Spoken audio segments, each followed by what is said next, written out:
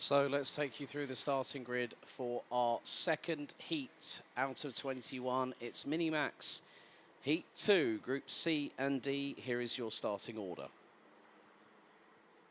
On pole position, it's going to be the Czech Republic's Denny Babacek, joined by Lars Lambers from Belgium on the front row. Maxime Becker and Vic van Kampenhout will line up on row number 2.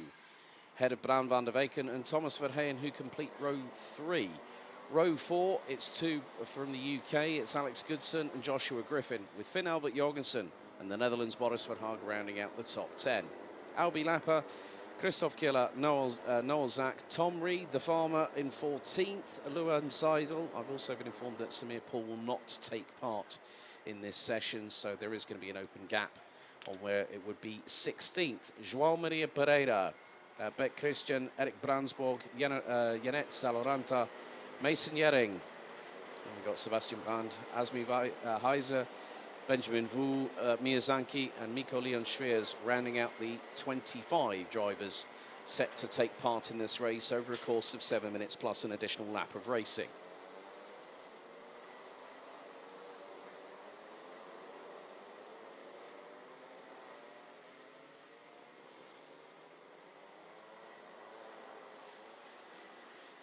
So, of course, with plenty of blue sky in the upper atmosphere, a lot of light white cloud up above, there is more than likely going to be some significant track evolution. I am starting to see a line starting to form around this circuit.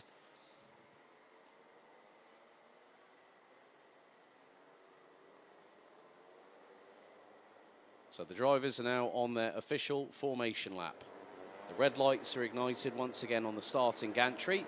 Right, not too sure if there might be a slight issue there for Finn Albert Jorgensen, who will have to get back into the inside of row number 5 before they hit the point of no return, which is the red line coming out of the exit of turn number 11, and then you turn left if you go into the pit lane.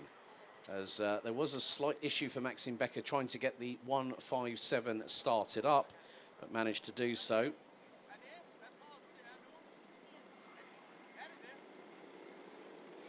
Finn Albert Jorgensen on cue, slots in nicely onto the 5th row of the grid, going through into turn number 10.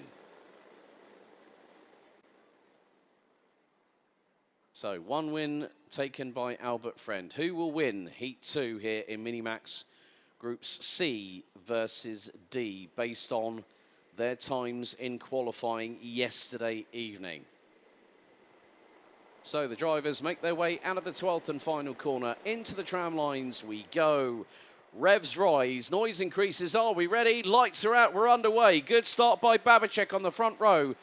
Lambers sweeps across to cut off the front of Vic van Kampenhout, but nearly gets caught out in the meantime as they're all trying to make their way through into turns 1 and 2. Babacek keeps a hold of the lead. We've had one backwards off of the circuit. That is a Sodi kart trying to pick out the number. But at the moment, Lars Lambers now has the lead, goes deep into turn 6. Babacek gets through, and Lambers gets an almighty belt of traction as he lines it up and hits the throttle hard. And back through he goes into the race lead, into turn 7. And the 182 is currently, that is Thomas Verheyen, looking up the inside of Babacek through turn 8. Babacek looking to get the inside, and Maxime Becker throws it up the inside as well, going through into turn number 9. He's now up into 3rd position, challenging Babacek into turn 10.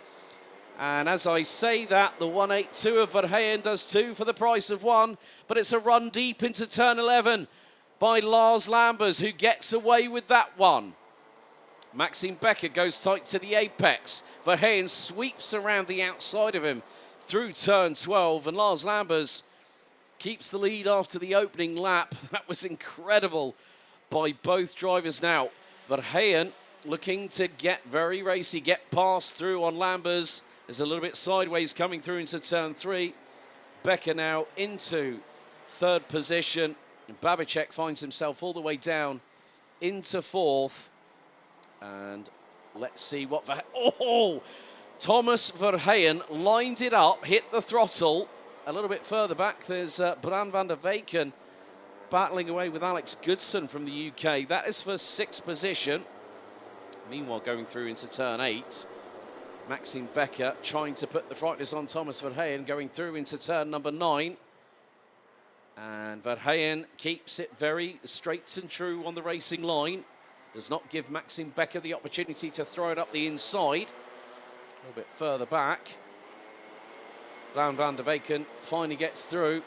And that's on Joshua Griffin, of all people, as the lead is still being hotly contested. A little bit of a touch on the back bumper of Maxime Becker by Thomas Verheyen, but look at the slipstream momentum that they're all carrying down the start-finish straight. Who's going to be the bravest of the brave heading into turn 2?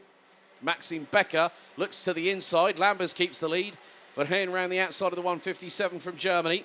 And then Lambers does the ultimate crisscross coming out of turn 3, retakes the lead. Neatly done by the 142 from Belgium. All 25 drivers that started this race on lap 3 are still running. Top 3 after 2 laps were completed by just under a tenth. Maxime Becker looking looking through into turn 7 on Thomas Verheyen. And Becker takes the curbing. Is he going to get the race lead through out of turn 8? No, he's not. He's going to get second. Lambers holds on for the minute. But in these very difficult conditions, they are forever changing. And now is Becker going to go for the lead? Through into turn 10, the answer is no. And now goes through as he gets through on Lambers. Lambers runs wide, nearly opens the door for Verheyen. Babacek is just waiting in the wings and has kept all 3 in front of him honest. So now that is lap 3 completed. Maxime Becker leads by nearly half a second after what just transpired. João Maria Pereira has moved up from 17th on the grid and is currently P7 and climbing the order. Meanwhile, Babacek is right on the coattails of Thomas Verheyen for 3rd place. Maxime Becker still holding a commanding lead as we are just under 3 minutes to go in this race, plus an additional lap. A little bit further back, there is a battle between. That's Alex Goodson from Hunter Motorsport, of course. Reese Hunter, team boss, former senior Rotax driver, now a boss in his own right, and younger brother Kai is competing in senior Rotax a little bit later on. Actually, they'll be coming up next with the first of their 2 respective heats out of 6. But Maxime Becker is leading the way. A dry line is really starting to showcase itself coming out of turns 11 and into 12.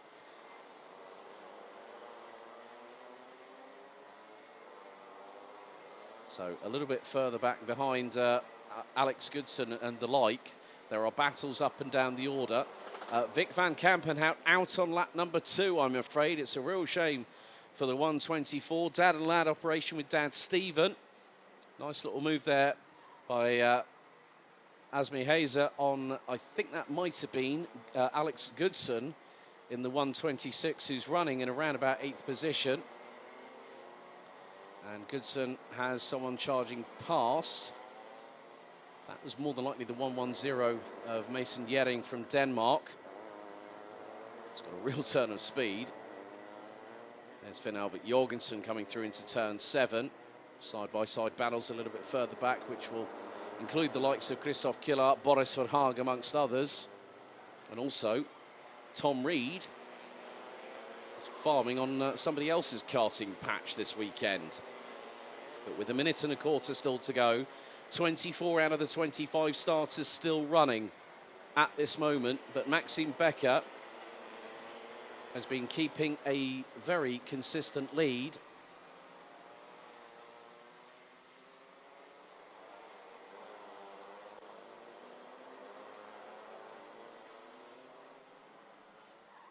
And Maxime Becker has cleared off into the distance by a considerable margin.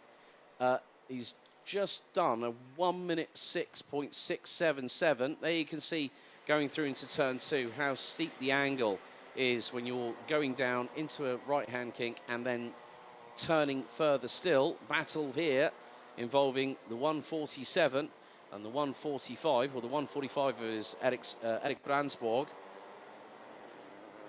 amongst all of that, and there is also one of the other drivers that could be the 141 of Christoph Killer, as we are fast running out of time.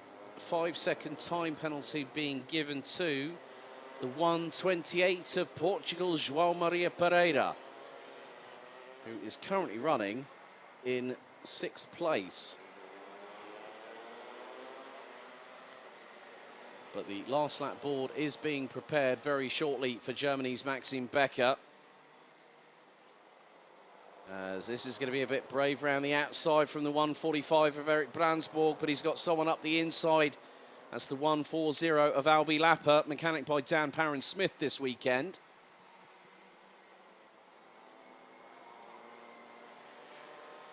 The drivers really are, you know, the thing is, as soon as you get that change in atmospherics, change in weather conditions, evolution of the circuit, it really does go to show how quickly things can change.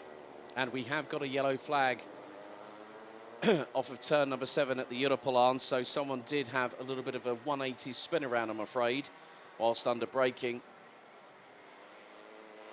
But this time around, Maxime Becker will get the last lap board. He is a country mile up the road. It's like he's trying to go back to Germany before the weekend has even gotten started.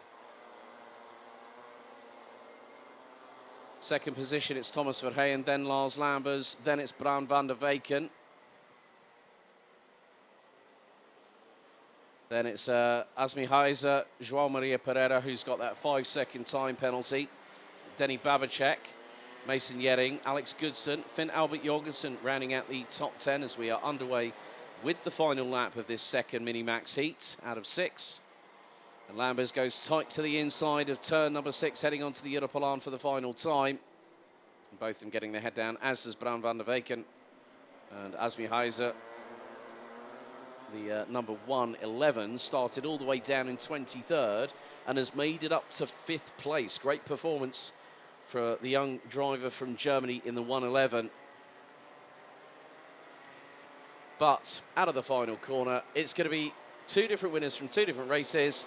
Maxime Becker wins by, I'm waiting to see when we see Thomas Verheyen and everybody else come across the line. There is going to be a battle with Asmi Heiser and Bram van der Weyken coming out of the final corner. The Germans got the switchback. Thomas Verheyen will take 2nd, Lars Lambers 3rd, and Asmi Heiser from 23rd on the grid to finish 4th. Incredible performance to pit Bram van der Weyken by 92 thousandths of a second after 8 laps of racing. João Maria Pereira finishes in 6th, but that will be amended post-race with a 5-second time penalty. Denny Babacek, Mason Yering, Finn Albert Jorgensen, Alex Goodson, Christoph Killer, Eric Brandsborg, Yannet Zaloranta, Tom Reed, Albi Lapper completing the top 15, Boris Verhaag, Benjamin Vu, Sebastian Brand, we've got Luan Seidel, Miko Leon Schwiers, Mia Zanki, Joshua Griffin, Christian Beck, and then we've also got Noel Zach running at the 24 strong that finished all 8 laps of racing. Unfortunately, retirement for Belgium's Vic van Kampenhout on lap number 2, and Samir Paul not starting the race.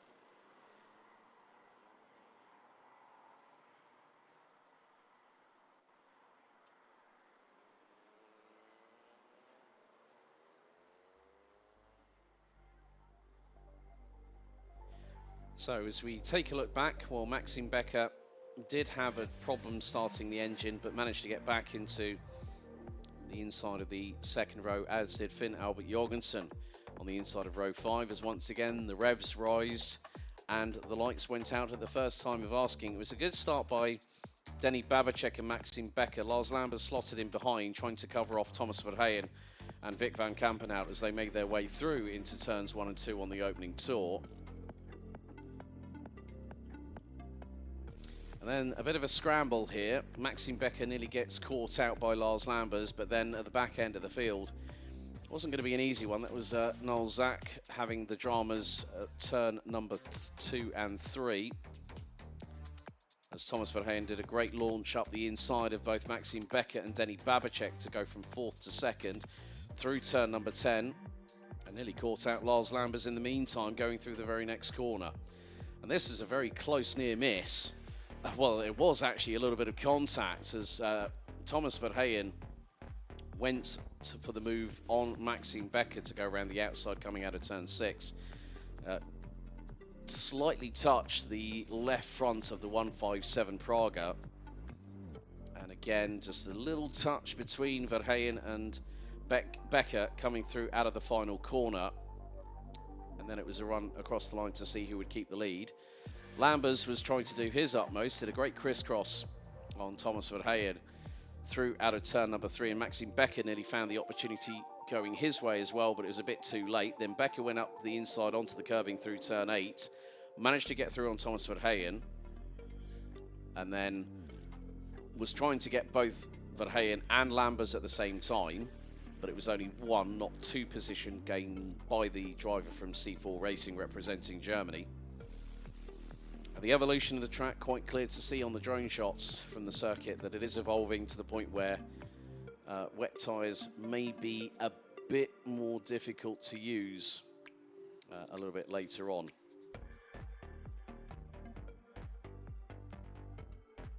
But also a perfect example on turn 2. There was the yellow flag earlier on at turn 7. That was the 110. That ended up going off the circuit, unfortunately. But Maxime Becker winning by a clear country mile and maybe a couple of borders alongside, would win by the best part of over 13 seconds, taking heat 2 here for Minimax.